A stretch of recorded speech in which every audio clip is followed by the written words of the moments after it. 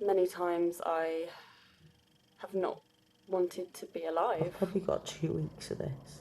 Depression, anxiety, suicidal thoughts. Ideation. Feel like I want to die. Hopeless and lost and Debilitating. Tiring. This is every single month that this happens, and it's all to do with my periods. I just can't cope. Feeling suicidal. Yeah. So yeah, this is something that PMDD can do, and generally this is for 1 to 2 weeks of every single month. Every single month of my life.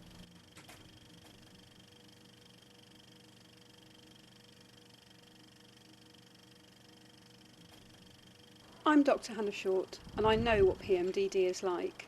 I now run a clinic trying to help women who are going through it. PMDD is an extreme form of premenstrual syndrome, or PMS, but many people have not heard of it.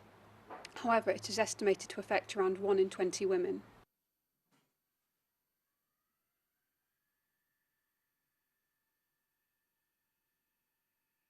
I had a full hysterectomy with both ovaries removed.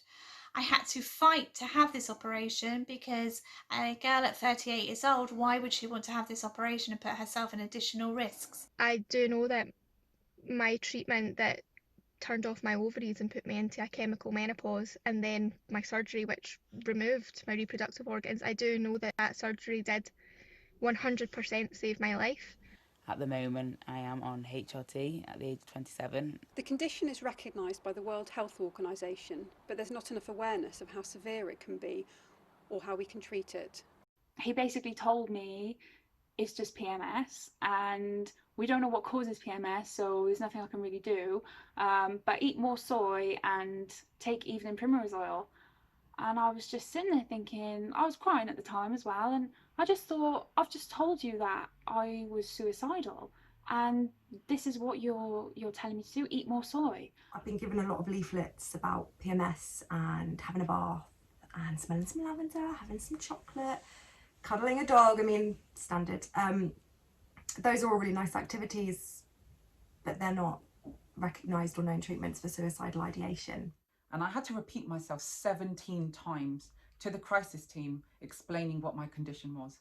Now, someone who's just attempted to take their life had to explain 17 times what the condition is. Now, that is completely unacceptable.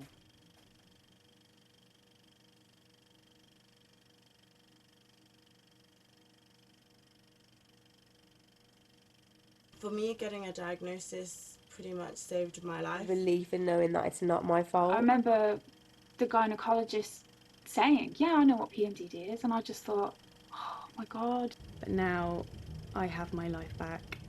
I just want everybody out there who is suffering alone, please don't, please reach out.